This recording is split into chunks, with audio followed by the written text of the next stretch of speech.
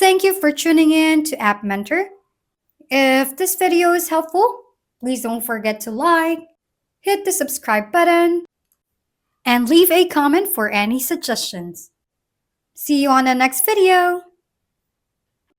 In this tutorial, we will guide you through the steps to fix the Roblox error that states no internet connection, check your network, and try opening Studio again. Ensure that your device is connected to the internet. Open a web browser and visit any website to confirm internet access. If you cannot access the internet, try the following. Restart your router, use a different device to check if the internet is working.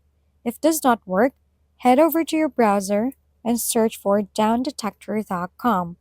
On the top, search for Roblox to see if there are any current down server on Roblox. Over here, you can check and read if there are any problems or outages reported.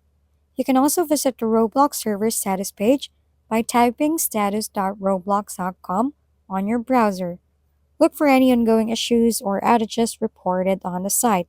If the servers are down, you will need to wait until they are back online.